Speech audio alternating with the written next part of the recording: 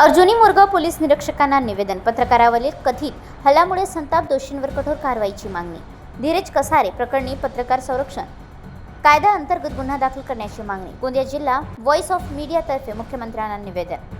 पत्रकारांची सुरक्षा आणि निर्भीड पत्रकारितेच्या अधिकारासाठी गोंदिया जिल्हा व्हॉइस ऑफ मीडिया यांनी पत्रकार धीरज कसारे यांच्यावर झालेल्या कथित हल्ल्याच्या प्रकरणात आक्रमक भूमिका घेतली आहे. कारंजा जिल्हा वर्धा येथील दैनिक महासागराचे प्रतिनिधी पत्रकार धीरज कसारे यांच्यासोबत कथित मारहाण, धमकी तसेच दबाव आणण्याचा प्रयत्नाचा घटनेचा निषेध करत संघटनेने दोषींवर कठोर कायदेशीर कारवाई करण्याची मागणी केली आहे. प्राप्त माहितीनुसार पत्रकार धीरज कसारे यांनी कारंजा तालुका परिसरातील भेसळखोरी आणि नागरिकांचा जीविताशी कथित खेळ केला जात असल्यासंदर्भात वृत्त प्रकाशित केले होते. वृत्त प्रकाशित झाल्यानंतर संबंधितांकडून नाराजी व्यक्त करण्यात आल्यास तसेच पत्रकाराला कथितरित्या धमकी देण्यात आल्याचा आरोप समोर आला आहे. या प्रकरणी अर्जुनी मोरगाव तालुका व्हॉइस ऑफ मीडिया कमिटी आणि जिल्हा कमिटीच्या वतीने पोलीस निरीक्षकांना निवेदन सादर करण्यात आले.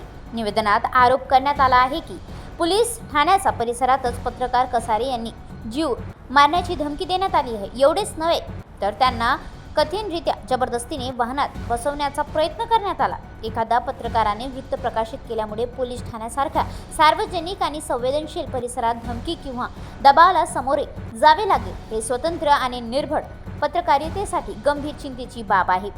या घटनेबाबत गोंदिया जिल्हा व्हॉइस ऑफ मीडिया यांनी तीव्र संताप व्यक्त केला असून मुख्यमंत्री देवेंद्र फडणवीस यांच्या नावाने निवेदन सादर केले आहे. हे निवेदन गोंदिया जिल्ह्याचा पोलीस अधीक्षकांमार्फत शासनाकडे पाठवण्यात आले आहे. घटनेने मागणी केली आहे की या प्रकरणातील संबंधित आरोपींविरुद्ध पत्रकार संरक्षण कायदा अंतर्गत गुन्हा दाखल करून निष्पक्ष व सखोल चौकशी करण्यात यावी. तसेच घटनेची सत्यता समोर आणून दोषींवर कठोर कारवाई करण्यात यावी आणि पत्रकार धीरज कसारे यांनी आवश्यक सुरक्षा प्रदान करण्यात यावी. व्हॉइस ऑफ मीडियाचे स्पष्ट म्हणणे आहे की पत्रकार हा लोकशाहीचा महत्त्वाचा प्रहरी आहे. जनहिताचे प्रश्न समाजासमोर मांडण्याकरिता पत्रकारांना धमकी, दबाव अथवा हिंसाचाराला सामोरे जावे लागते. हे लोकशाही व्यवस्थेसाठी गंभीर आव्हान आहे. त्यामुळे पत्रकारांची सुरक्षा सुनिश्चित करणे आणि अशा प्रकरणामध्ये तातडीने कारवाई करणे आवश्यक आहे. आता या निवेदनानंतर शासन या प्रकरणात कोणती कारवाई करते